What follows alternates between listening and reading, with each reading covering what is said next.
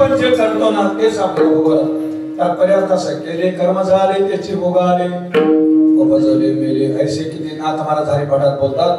पण पूर्वकर्मानुसार त्याचं जे फळ मिळतं, पण ते फळ आपल्याला निरंतर असं बदलायला होतं चाकासारखं. त्याला म्हणायचं प्रारब्ध, त्याला म्हणायचं नशीब. मग दैव कोणाला म्हणायचं? जे थोडं स्थिर झालं आणि कायमस्वरूपी आपल्यापाशी राहिलं त्याला भाग्य म्हणायचं. विठ्ठल विठ्ठल. म्हणून व्यवहारिक करायच्या बाबतीत विचार केला असताना प्रारब्ध अधीन असल्यामुळं आपण धन धन म्हणून उपयोग नाही, आणि परमार्थातलं धन जे आहे ना ते प्रयत्नानं कमवलं असल्यामुळं ते तुम्हाला सोडून जात नाही. पण तुमच्या आचरणात जर फरक पडला तर ते परमार्थिक धन जतन करायला खूप कठीण आहे व्यवहारिक धनापेक्षा. आणि व्यवहारिक धनामध्ये वैमनस्य, जीवन बर्बाद करणं, द्वेष, मत्सर आणि शेवटी देहांत होण्यासाठी कारण होतं. एक गोष्ट अशी आहे, एक म्हणजे तरुणावस्थामध्ये पती वाढल्यानंतर लहान मुलाला घेऊन एक समंजस बाई जगत होती. मुलगा मोठा झाला, विद्वान झाला, नोकरी लागला, आणि ती समंजसपणे तिचा होता. 10 एकर जमीन होती, ती सगळं पाहत होती. एका श्रीमंत ग्रस्ताने त्या मुलाला मुलगी दिली. दिल्यानंतर त्या मुलीने सांगितलं, मी तुमच्या घरी आले पण माझ्या मर्जीच्या विरुद्ध घडलं तर मी तुमचा संसार करणार नाही. तिथूनच मुलगा भ्यायला सुरू झाला.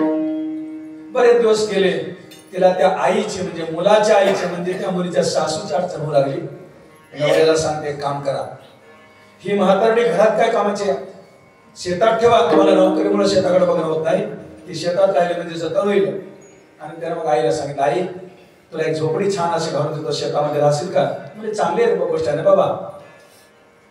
शेतात राहायला सुरुवात झाली, झोपडी घालून दिली. महिन्यातून महिन्यानंतर बायकोने पुन्हा तक्रार केली पोराला.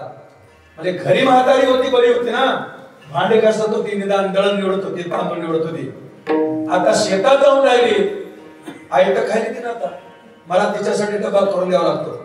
मग पोराला विचारलं, काय म्हणणं तुझ्या बायकोला विचारलं, म्हणजे काहीच नाही, तिची काही गरज आहे का आपल्याला?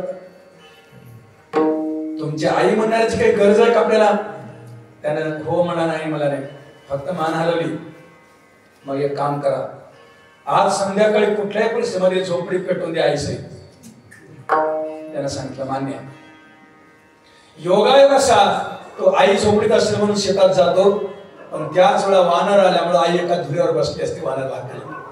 आणि त्याचा ग्रह बायकोचं ऐकून 50% आणि आईची दया 50% असल्यामुळं तो घाबरत घाबरत येतो आणि आई झोपड्यात आहे समजून झोपडीला जाळ लावतो, आग लावून टाकतो.